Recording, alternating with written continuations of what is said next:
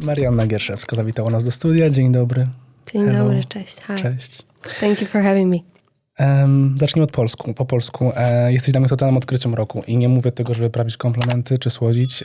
Natomiast tę książkę pochłonąłem w 2 dni. Początek wszystkiego i po przeczytaniu ją odłożyłem ją tak sobie na biurko i zrobiłem taki symboliczny ruch. Zamachnąłem się ręką i wrzuciłem to wszystko, co miałem w głowie przez okno. I było to bardzo potrzebne, bo po przeczytaniu tej książki zmieniło się wiele rzeczy w mojej głowie. Patrzę na wiele rzeczy przez inny pryzmat. Dzisiaj będzie o tej książce, będzie o wielowarstwowości, o rzeczach, które przeżyliśmy świadomie, ale też nieświadomie. O traumach i o tym, że nasze ciało pamięta dużo rzeczy za nas, bo ciało dużo wie. Oj, tak. Zacznijmy od ciała. And we're gonna do it in English. We're gonna kill 2 birds with 1 stone, as the saying goes, because it's an educational program, right? We're showing different accents. We're getting away from that idea that anything is perfect. It's not. And starting with the body. When you think of a body, it's a system where things are interconnected, right? But we often ignore our bodies, the signs it gives us. How so? Why do we ignore the bodies? And how much can we actually read from the body? First of all, I would say that we are disconnected from our bodies. And it's we can see it on a massive scale. So if we are traumatized, or if we've experienced complex trauma or acute trauma, doesn't really matter, but I think we're going to talk more about complex trauma here. So if we've experienced complex trauma, then the first thing that we know about ourselves then is that we are disconnected. And we're disconnected from ourselves. We're disconnected in our relationships. We're disconnected from our body. We're disconnected from our system. We do not understand our system. Why am I panicky, even though everything seems fine? Right? Everything's fine. Yeah. Why am I anxious, even though I'm in a safe place? Right. Why am I anxious when my partner is going for 3 days to Mazuris? Right? That was my story. And so we do not understand our autonomic nervous system. And if we do want to understand our system, our organism in general, we need to understand our autonomic nervous system. So we are all born as an open systems, and we are wired to connect. This is our first primary need. Our first primary need is to connect. And not with anyone, we need to connect to our parents. John Bowlby, Mary Ainsworth, they did an amazing job in researching attachment styles and attachment in general. And they found that our biological necessity is to attach to the primary caregiver, to our parents, right? Oftentimes.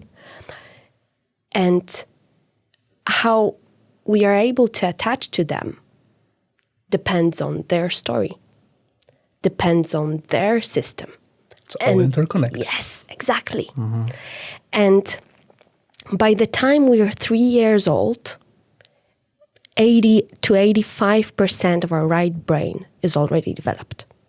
So 80 to 85% of our social emotional brain is already developed by the time we are 3. So our emotional brain is developed by the time we are 3, almost 80 to 85%. So those first 3 years of our life, we say in therapy that 1,000 days, this is crucial period. This is the very intense neural development window. And this is the time when our autonomic nervous system gets shaped, gets formed. So how our parents respond to us, respond to our emotional distress, how they co-regulate with us. Are they able to co-regulate at all? And how are they regulating their own emotions? And how are they with their own processed and unprocessed trauma? And are they able to be there with us, to be there for us physically, emotionally? Because our parents, our caregivers cannot be there emotionally if they are not there physically. How? By the phone? By calling to us when we're 5 days old? So we are looking for this security. And if we have that, then we are able to regulate our emotions later in life. We are able to set boundaries. We are able to Thrive. Right. We are able to feel safe in our bodies, feel safe in the world around us, feel safe in relationships. Yeah. Partnerem podcastu jest Tutlo, szkoła angielskiego online, która tak jak ja pomaga przełamywać bariery w mówieniu. We'll be talking about this attachment and relationships because that's part that really interests me. But as I said, it's interconnected. Body, mind. One affects another one. And I think we're afraid to listen to our body because it's uncomfortable. Right? It's better to pretend, not to see, not to feel. Is this pretending a form of survival, self-destruction? What is it? Why? I'm really interested in that. Why are we so wired to ignore it? I mean, it's on the plate. It's literally like on you, and you ignore it. I will get into the autonomic nervous system for a moment. Please do. And probably I will also get into my own history, and I will somehow mix it all together. So our autonomic nervous system is as Deb Dana she says it's a vehicle in our organism, and so its main job is to give us the safety and the security, and its main job is to keep us alive and to keep us at survival. So when we're not dysregulated, our autonomic nervous system is responsible for our breathing, is responsible for our heartbeat, is responsible for our digestion movements. But if our neuroception, so our neuroception is something that is scanning the world for cues of safety and threat. So if our neuroception is telling us that, all right, you're not safe here. You're not safe in here because, for example, someone is reminding you of your dad, someone is reminding you of your mother, and they were both unsafe, for example. Or something has a taste of what you went through when you were a child, and it was complex trauma. So when our neuroception tells us, all right, it's not safe in here, you are not safe in this environment, or you're not safe in this relationship, or you're not safe at all with any other person, or you're not safe in yourself. So these are called exteroceptors, so the external world, the interoceptors, so our internal world, and something in between, so everything in relationship with other. So if our neuroception is telling us, all right, you're not safe in here, then we need to respond with our bigger autonomic nervous system reaction. And that's when our amygdala, so our epicenter of our emotion and epicenter of our stress response gets triggered. And that's when the whole stress reaction happens. So our amygdala can trigger our sympathetic nervous system, the sympathetic branch of our autonomic nervous system.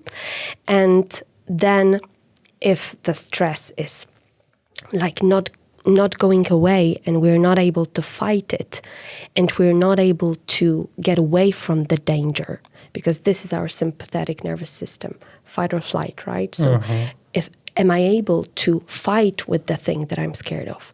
Or am I able to flight from the thing that I'm scared of?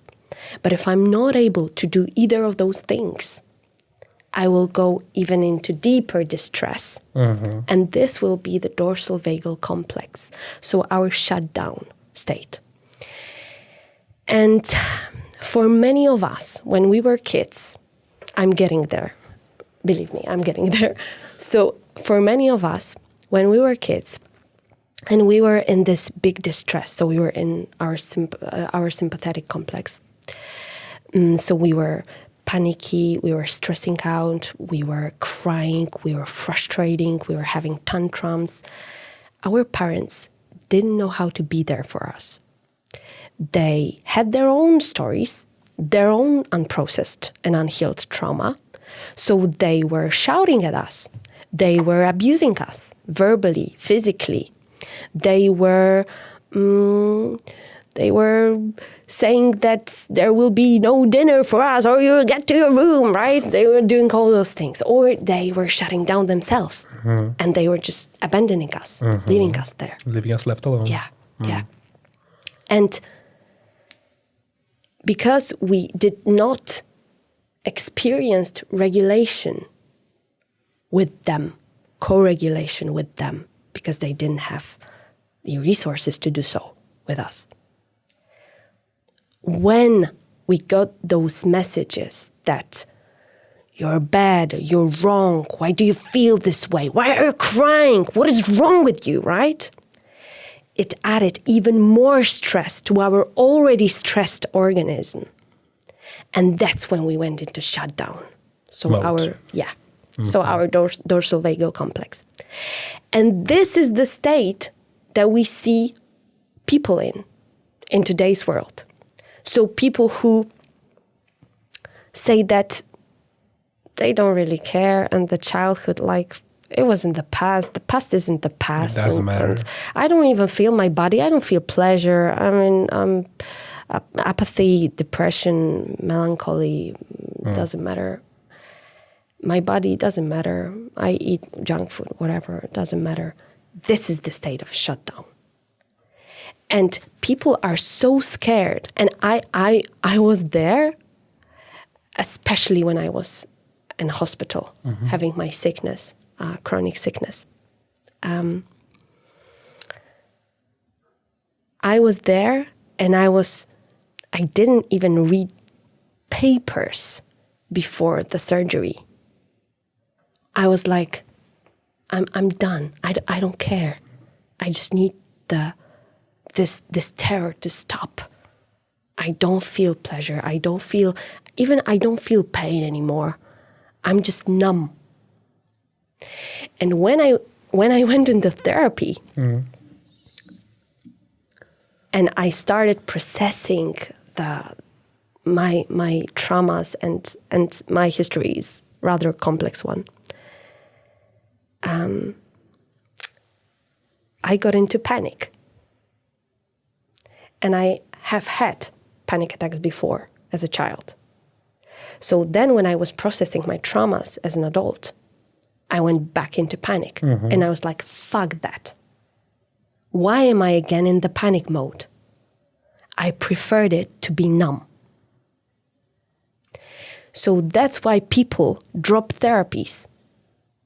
Because they do not really understand that if you're numb, you need to go through the sympathetic activation. You need to go through the fight or flight, through anger and anxiety and pain. Emotions, right? Yes. Yeah. Let to them go be, in, really. yes, in a safe container, or even in a titrated way. For example, somatic experiencing is really, IFS as well, I should say, that it's really focusing on the titration element. It's not like cathartical, like dump it all in there and just just not go into it, but stay with it, be the empathetic witness. So people don't understand that after numbness, you need to go through the sympathetic activation to go into regulation, because that's the autonomic ladder that we all need to like meet.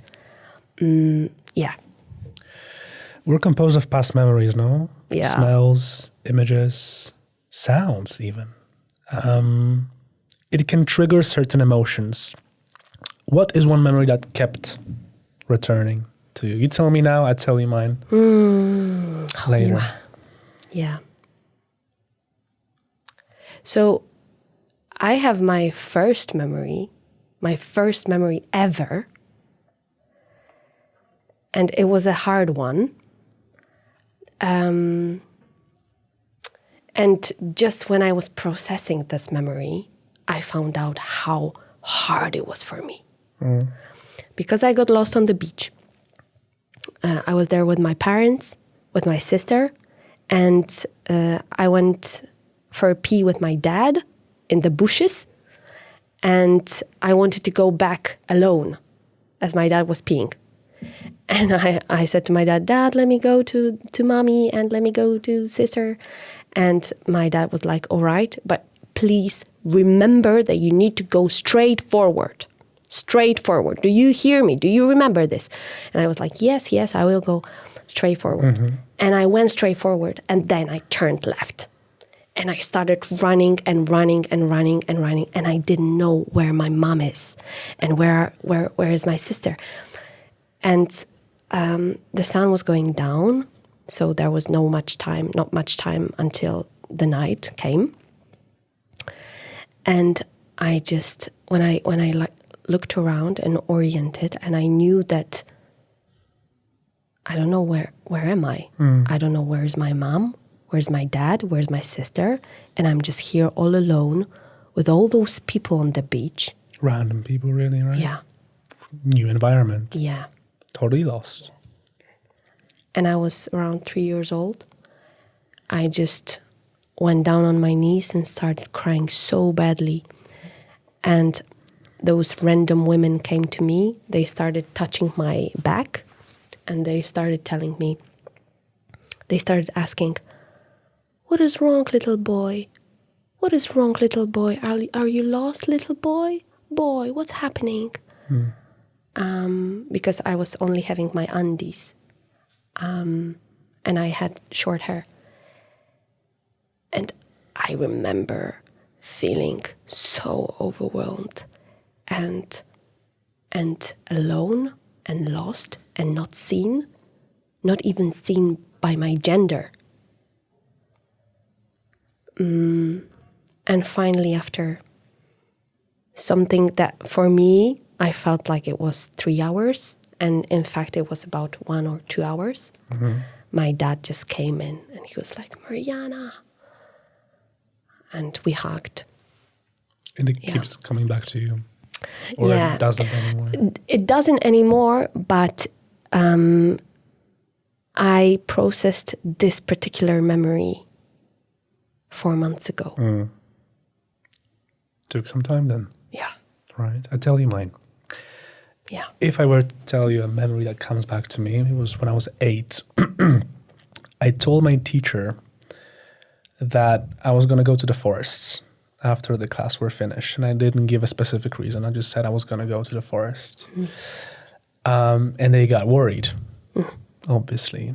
So they called Social Security, and there was a random lady that came and picked me up from school and drove me to psychiatric hospital for kids. And I was there the whole day without my parents, felt abandoned, felt left out. My dad came to pick me up late at night. He was furious. He didn't understand why I had been put into that facility, because everything was okay with me, right?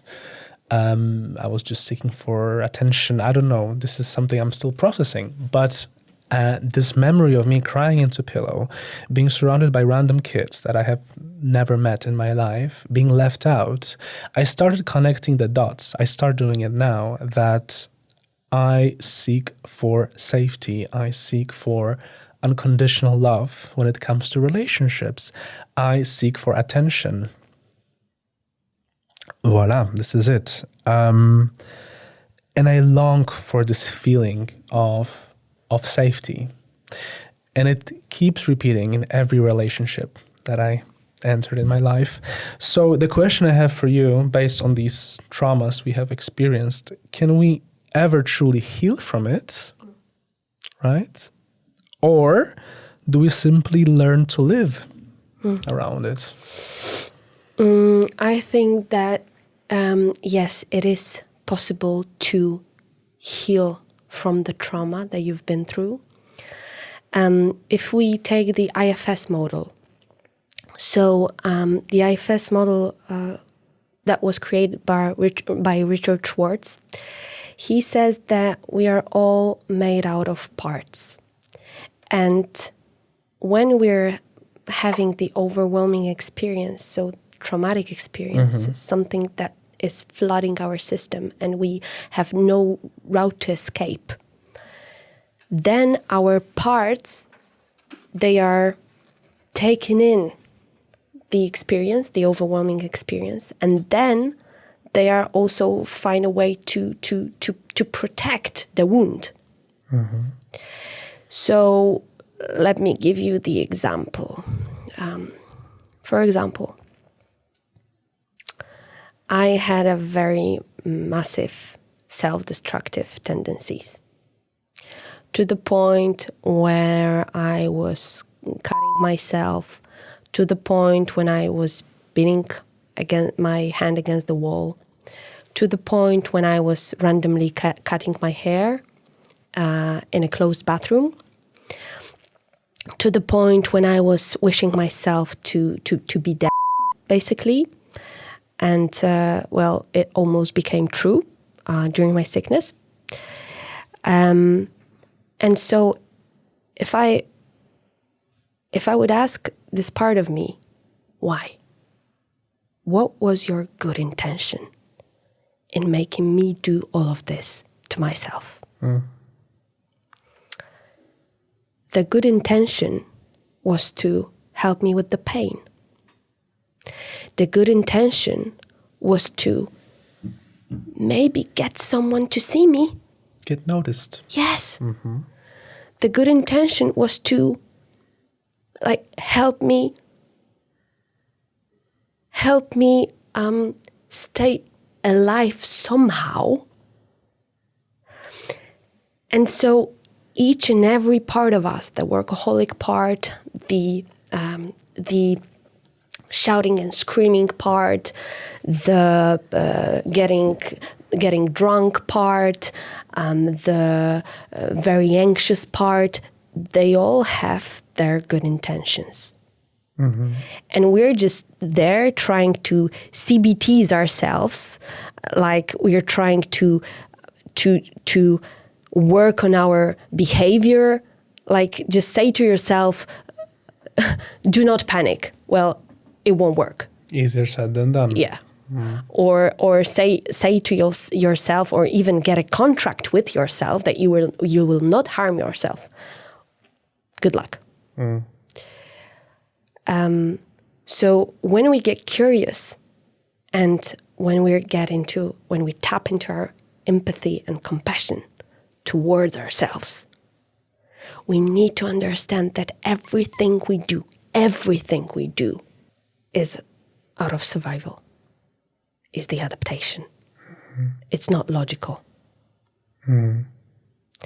And kids, as I said earlier, we as kids, we have a few basic primary needs. One of them is a need to safely attach to our parents. But they have to give us the ability. And so if our parents are not there to safely attach to us and to let us safely attach to them, then we need to make strategies. We need to make strategies to get into contact with them and to be just a bit maybe loved by them and to be just a bit maybe seen by them. We need to get into those strategies. That's why we're perfectionists. That's why we are trying so hard and we are pulling the bar even higher and higher every time we achieve something. And that's why we are parentified children. That's why we're taking care of everyone and everything. That's why we're beating ourselves up and that's what Dr. Gabor Mate says, and he's one of my teachers. When we are there looking at the attachment need and looking at the authenticity need, we will always choose the attachment as a kids. It's the need that we have, the primary need, no, isn't it? Exactly. Right. And if we feel that our authenticity is not valued, or, well, even more, we cannot be our authentic selves because it's dangerous, it's not safe. We will become whoever our environment wants us to become. We often blame the parents, right? Yeah. This is the first set of people that we blame. Yeah. But you say it's not about guilt. It's about accepting, and it's about finding a way to heal. Yeah. We can't blame the divorced parents, the bad childhood. We have to learn to live with that. But where do we place the responsibility? This is something that I'm interested in, because how do we move forward without getting stuck in blame? Yeah. And this aspect of responsibility. Yeah. What would you say about that?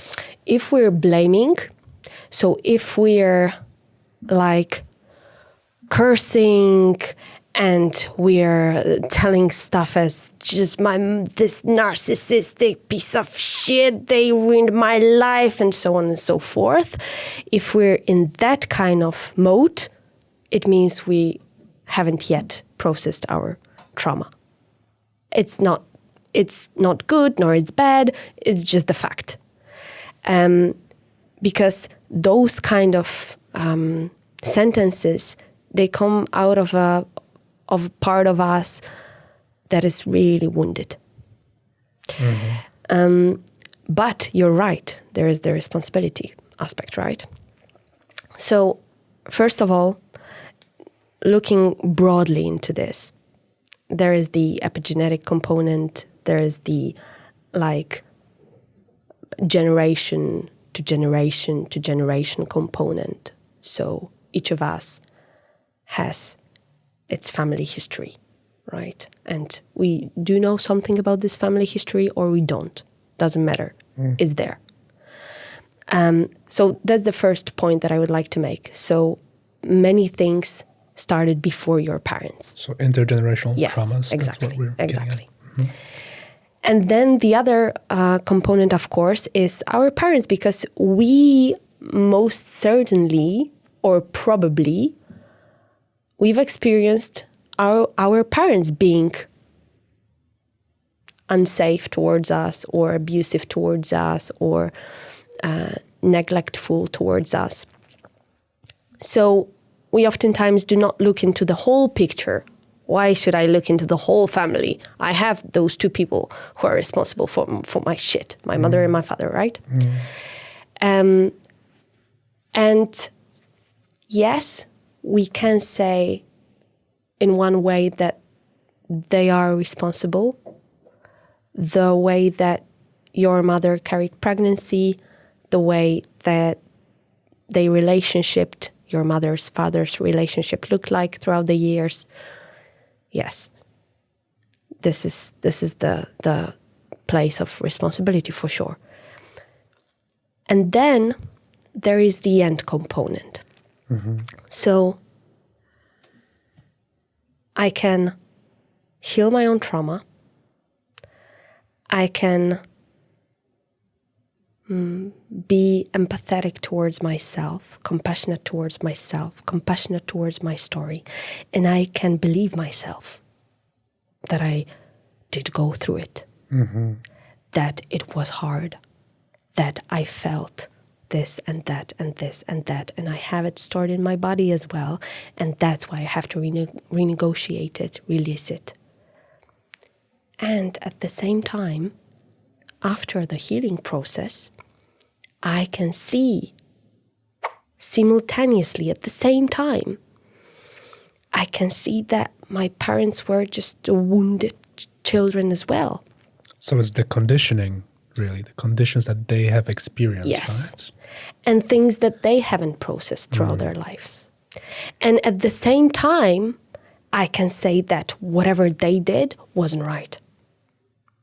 And at the same time, I can try my best, or even I would say I can process my best, process my own trauma to be my best parents of my children, right? So it's all happening at the same time. It's not like either or. Either you're blaming your parents and shitting on their heads, or you're idealizing them and saying nothing ever happened and my childhood doesn't matter. Yeah. And why do you want to talk about my childhood? All is good. Yes. So it's not either or. There's lots of like plates, I would say, metaphorically, lots of plates at the same time, and they are all true. Traumas often activate near our parents. This is also what we can read. They need our partners. This is also what we can read in your book. And I want you to tell a bit your story, because I feel like the connection we have is insane. I tell you mine, and then you can add your stuff. My mom had me when she was 19. She wanted to abort me because obviously when you're 19, you're a kid. I mean, not obviously, but you're not ready for perhaps that. She wasn't ready. Then my dad wasn't in the picture ever since I was 2. It's all connected, and I can see the dots really now, where my issues come from. And I want to know, how does this impact our relationship with others? And I want you also to tell your story with that. All right. So I think that this will be the good moment to add that I felt connected with you right away. Right. I told you that I'm not, earlier, before we started recording, I told you that I'm not really good at starting relationships, even like a friend relationships. And I didn't have any problem whatsoever with, like, talking to you and coming here and being really like connected and friendly with you. I feel the same. And now when you said your story, It kind of makes sense, doesn't it? Yeah. Because traumas connect people. It's also what you say. Yeah. Let's dig deeper into that. Yeah. So my story was very similar to yours. My parents were together, and they were a bit older than your mother when she had you. But my parents were both young actors, so they did not have the stable income back then. And they were not loyal to each other, so they were cheating on each other when my mom was pregnant with me. And they already had my sister. My sister is 1 year older than me. And so my mother, when she found out that she's pregnant with me, she had this thoughts of aborting me, of terminating the pregnancy. And it's not like she went into the clinic and it was almost done. No, but she had those thoughts throughout some of the first weeks of pregnancy. In their mind. Yeah. And my grandmother, so my mom's mother, she said to my mother, I will help you with the baby. Do not get rid of this pregnancy. I will give you the money. If you'll need them, I will take care of this baby. Just please do not abort the child. And my grandmother is very into religion, so it was not an option for her. So my parents were not together when my mother was pregnant. They were married, but they were not together. They were oftentimes in separate places. And my mother, as I was interviewing my mom for this book, she told me, I think I was depressed, and it wasn't the time to get diagnosed in any way, shape, or form, but I think I was depressed, and I had only those moments of connection with the other men.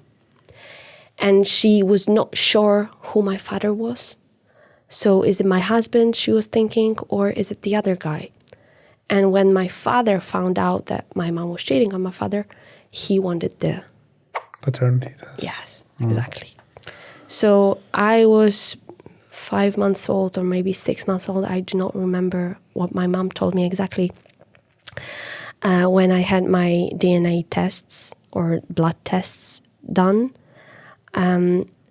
But my dad had a hard time picking me up before the tests because he didn't want to get attached into a baby that might not be him. Potentially is not his. Yeah. Yeah.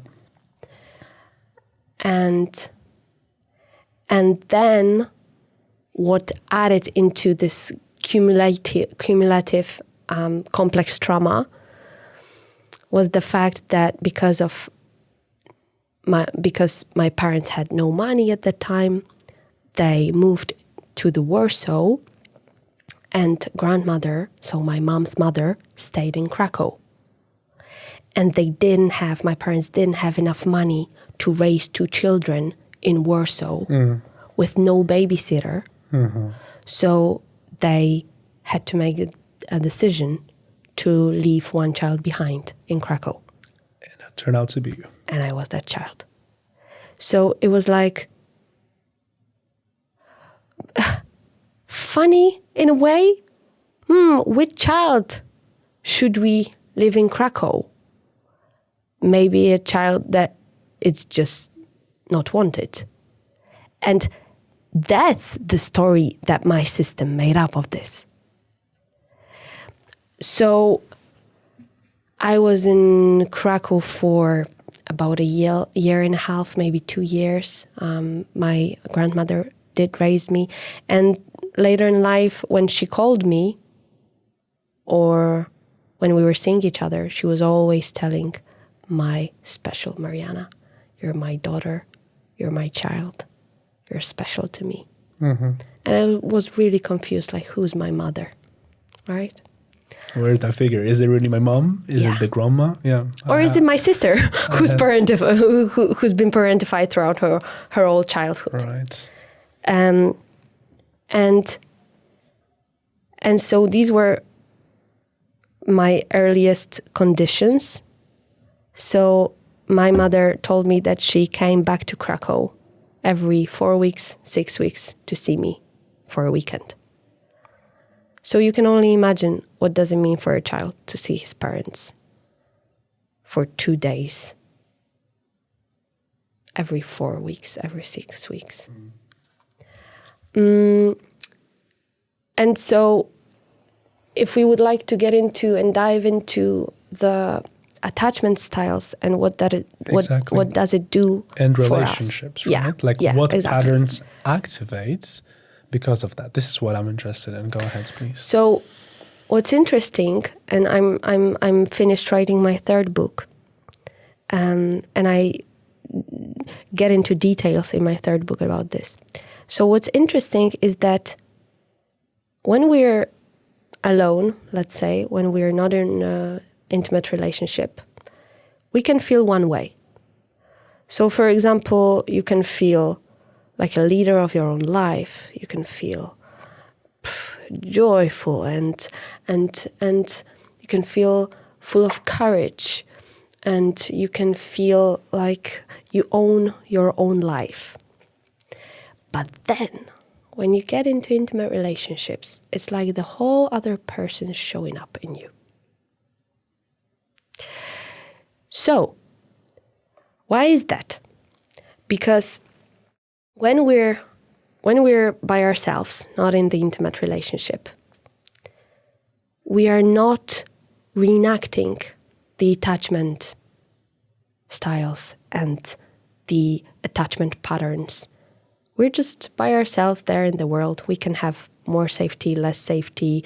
We can even, when we're by ourselves, we can even then feel, if we had a complex trauma, we can even then feel trapped somehow. But even more will happen when you meet your intimate other, your significant other.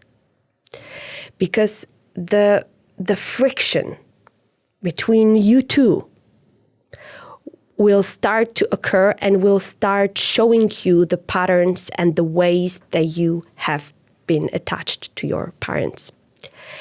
And so, for example, you can have someone who's just, like I said, the leader of their own lives. And then when they meet with someone they immediately are more childish-like, or they are immediately more dependent on the other, or they are having those massive tantrums, those massive emotional explosions. Why is that? It's because of the past that is occurring in the present. So when we're traumatized or when we've experienced trauma, we can either, as Dr. Frank Anderson says, we can either repeat it or repress it, or we can process it. But many times we decide not to do Yeah. the last one, right? And I see this paradox that, for example, entering a relationship, I see that some boundaries are being crossed, but I allow for it, Yeah, right? yeah. Paradox. But Really. why is that? Remember, good intentions of the part of you that allows the boundaries to be crossed. Why is that? Because I want the love. I want to be seen. Affection. I want the affection. I do not want the other person to go away. And I'm scared deep down, I'm scared that if I won't let them cross my boundaries, they will go away. And if they will go away, I will be abandoned. me. Yes. Right? Yes. The question we should be asking ourselves, and I'm asking myself, is whether having a partner in itself will fix us, right? It will fix this emptiness inside of us. We really want that to happen, but it's really not. We really want that to happen. What we can say, though, is that our partner will trigger so much that it will give us a very good opportunity to heal. It can be this triggering point, right? Yes. But if we won't look at those triggers, and if we'll try to just, again, repeat the old patterns, then the relationship can get catastrophical. And end soon. Yeah.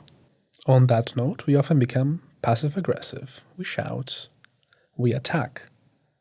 Right? Why do you think it's the case that there is these emotions that come into this place? Why are they present? And why are we so afraid of that, facing those traumas, and we just become aggressive? We talked about it before, but I think it links pretty well with partnership, right? Yes, and I think I can go into the attachment styles here as well. So the first thing that I would like to add to the question is that oftentimes the sentences that we are shouting towards our partners are not to our partners. If we would, here's our partner, right? And if we would ask them nicely to do a step to the left, who is behind them? Who are you really talking to? Who are you really speaking towards? So if you're, for example, asking, you never see me. All right, who is behind your partner? Your mother, your father, both of them? Who are you screaming to really? And so if we get into the attachment styles, so as I said earlier, we all have a need to be securely attached. But this is ideal world in which we do not live in. So secure attachment is an attachment that we had a parent who, or a caregiver who was there, who had a skin-to-skin contact with us in the first days and years, who was there to co-regulate us from moment to moment, to help us to get out of the distress. And they were predictable, they were full of love, they were safe, they were secure, they were warm. They held us, they took care of us, they were there emotionally, they were there physically. So, all right, this is the safe parent.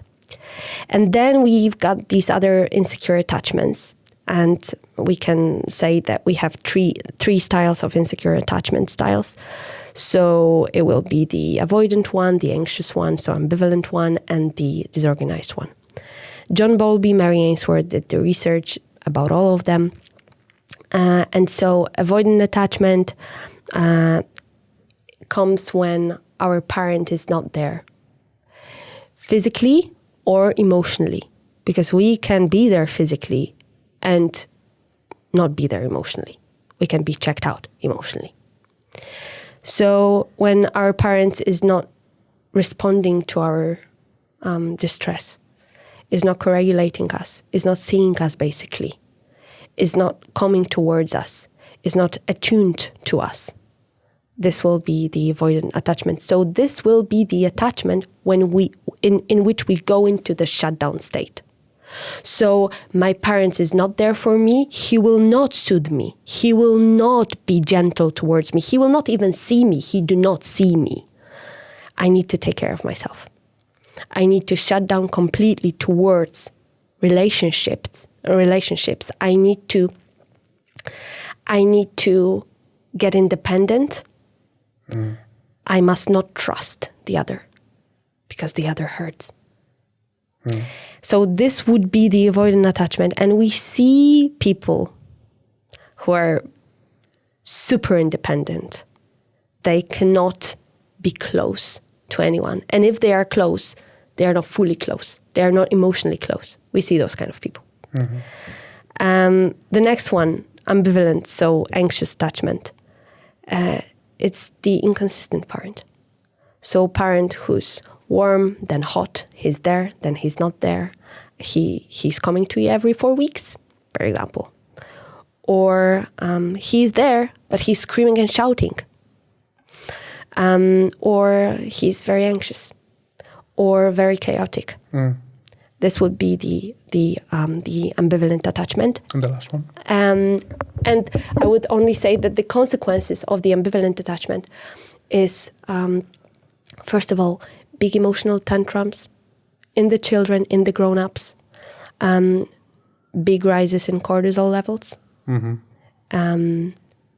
I would say that the whole HPA axis is activated a lot of the time. Anxieties, panic attacks, lots and lots of fear that someone will abandon me, that someone will leave me alone, that I will be excluded, that I will not be included, that I will be left by myself, that I'm not enough. Right? Because it's also about the self. Yes, that I need to work more and try harder, and I need to do everything that I can in order to make sure that someone will be here, will love me, will take care of me, because I cannot stay alone. So this would be the sympathetic branch of the autonomic nervous system. I have to mobilize in order to have the relationship. That would be me. I think that applies to me as well. And Jesus then, Christ, we're alike. Yeah. Anyways, the last one. The last one, so disorganized attachment style. Wow, yeah. It was the very chaotic household, parents who were abusing you, sexually molesting you, who were really, really unpredictable, and who were maybe having a big financial, big economical difficulties as well, and parents who were dissociating themselves, or who were having troubles with alcohol, drugs, or law, right? So those really like horrific, let's say pathological stories in mainstream, we could call it that way. So the consequence of this attachment would be dissociation, oftentimes PTSD, complex PTSD right away, oftentimes being unable to form any relationship, or being stuck in the Karpman's triangle, so being a rescuer, being the victim, or being the perpetrator, or being in a violent relationships, so reenacting this type of violence that you've been through when you were a child.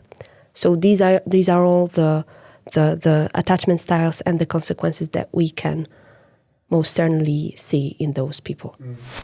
Partnerem podcastu jest Tutlo, szkoła angielskiego online, która tak jak ja pomaga przełamywać bariery w mówieniu. We talked quite in depth about those attachment styles and unsafe home, but slowly we're going to be wrapping up, not just yet. But I want to end on the positive note of that. What is a safe home and how can we create safe home for our children? And it really relates to we need to think what are the needs of our children, that it needs that bond and that love. And it's an innocent human being that doesn't need to have any role assigned to them at birth, right? So what is a safe home? How can we create a safe space for our children? It's something I'm trying to do in my home at the moment with our son. So safe home is a home when a child can be its own authentic self. So yes, we can look into why did this child come to this world? What was the intention?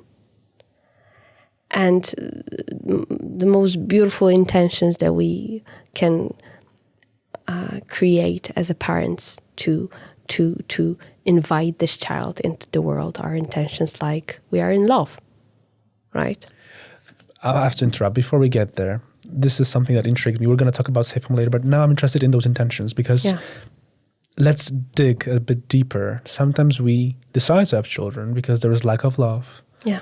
Because we want that child to recompensate for that. We want that child to be a rescuer of the relationship, right? We read that in your book. Let's get more into that, and then later we'll talk about safe home, because I feel like it's also important, the intentions of having a child. Yes. So first, the intention, right? So exactly what you said. Why? Why this child? And sometimes children are a beautiful surprise. But every time we do have sex, we do need to remember that it can end up with a child. We can end up with a child if we're having sex. But the intention, the most beautiful intention would be that we are in love and that we want to spread our love and that we have this extra place in our relationship, and this place can be filled with a child that we do love. But this is, again, the idyllic world. And oftentimes the intention is, I'm feeling alone in this relationship and I can have either a dog or a baby, let's go with the baby. Or, for example, I'm feeling like our relationship might be coming to an end and I don't want that, so maybe let's make ourselves a baby. Or the intention can be, I need someone to love me because I did not feel loved when I was a child and I want something to take care of my wounds. And maybe I've never heard about therapy, so let's make a baby. And it's dehumanizing in a way, because very much it is dehumanizing. Because it's your child becomes your rescuer. Your child becomes a product of your kind of healing, something like a healing, but it's not really. So it's a product. It's not another human being. And then sometimes the intention is the pressure everywhere, society, the pressure from the family. So let's make this baby already and get it over with. And sometimes I will be too old in a few years, so better now than nothing, than never. So there are many different intentions who are creating babies into those products or into those band-aids. And not human beings.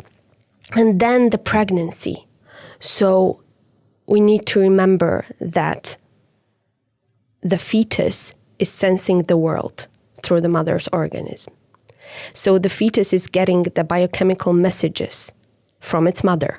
Messages such as hormones, so glucocorticoids, HPA axis, cortisol levels. We could talk about that, and then neurotransmitters, then nutrients, and the fetus is learning, but it's not like cognitive learning. It's more like emotional learning, procedural learning. The fetus is learning, what is the world outside? What should I expect? Is this world a nourishing place, safe place, good place, loving place? Or is it a place of just scarcity and threat? And maybe it's the world that I will not survive in, so I need to prepare myself for that world. So even before birth, a child can be preparing for the survival. And if we get into neurobiology, our amygdala, so the emotional epicenter of the brain, our amygdala is responsible for our stress response, as I said earlier, for our pain and pleasure, and for anger, and for rage, and for anxiety, fear. Our amygdala, in its base form, is shaped within 15 weeks of the pregnancy.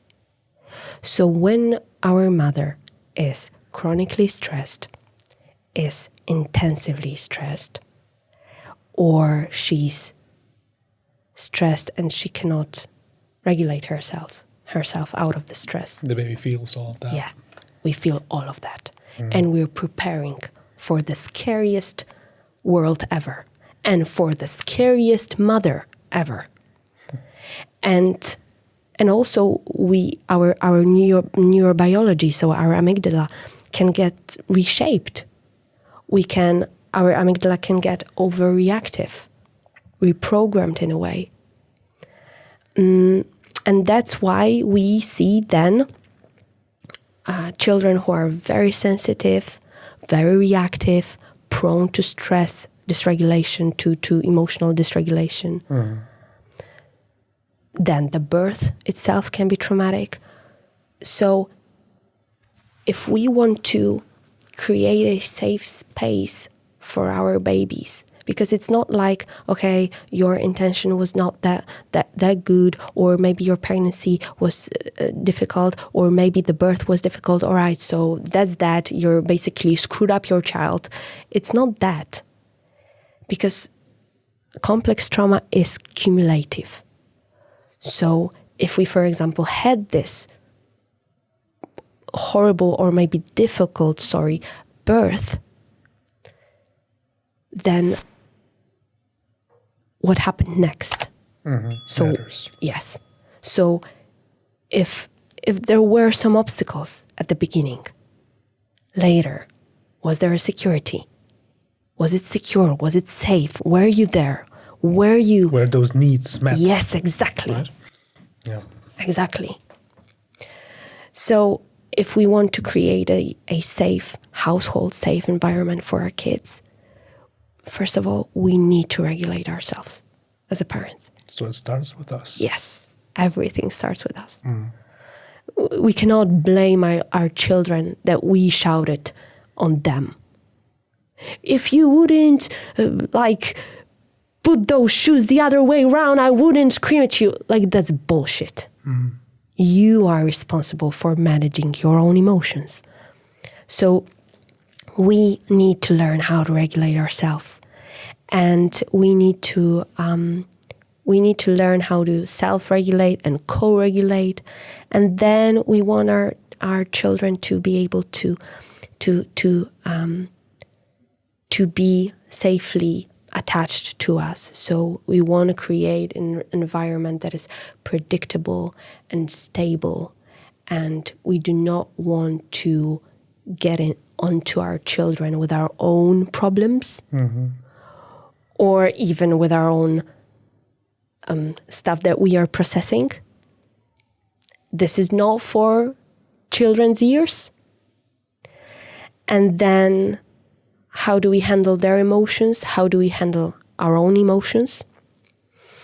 And then what kind of partnership, if we have a partner, a spouse, what kind of partnership are we creating in the household?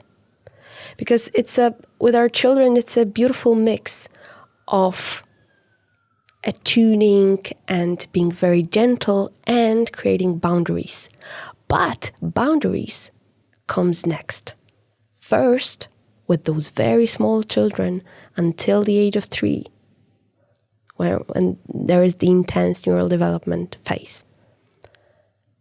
Until the age of 3, attunement, co-regulation, regulation, being there skin to skin, moment to moment. This is the most important thing.